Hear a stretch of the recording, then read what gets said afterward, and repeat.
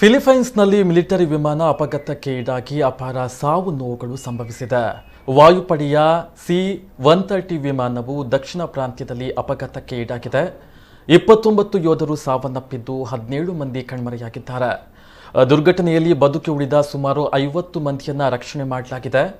ಇನ್ನು ಈ ವಿಮಾನದಲ್ಲಿ 92 ಮಂದಿ ಸೈನಿಕರು ಇದ್ದರು ಎಂಬ ಮಾಹಿತಿ ಲಭ್ಯವಾಗಿದೆ. ಸುಲು ಪ್ರಾಂತ್ಯದ ಪರ್ವತ ಪ್ರದೇಶವಾದ ಪಟ್ಟಿಕುಲ್ನ ಹಳ್ಳಿಯೊಂದರಲ್ಲಿ ವಿಮಾನ ಅಪಘಾತಕ್ಕೆ ಈಡಾಗಿದೆ. ವಿಮಾನವು ದಕ್ಷಿಣ ಕಾಗಾಯನ್ ಡಿ ಓರೋ ನಗರದಿಂದ ಸೈನಿಕರನ್ನು ಹೊತ್ತು ಸಾಗ್ತಾ ಇತ್ತು. ಈ ಸೇನಾ ಪಡೆ ಮುಸ್ಲಿಂ ಪ್ರಾಂತ್ಯವಾದ ಸುಲು ಪ್ರದೇಶದಲ್ಲಿ ಅಬು ಸಯ್ಯಫ್ ಸಂಘಟನೆಯ ಉಗ್ರರನ್ನ ಸೆದೆಬಡಿಯುವ ಕಾರ್ಯಾಚರಣೆಯಲ್ಲಿ ತೊಡಗಿತ್ತು ಎನ್ನಲಾಗಿದೆ. ಪೈಲಟ್ ವಿಮಾನವನ್ನು ನಿಯಂತ್ರಿಸಲು ಹರಸಾಹಸ ಪಟ್ಟರೂ ಪ್ರಯೋಜನವಾಗಿಲ್ಲ.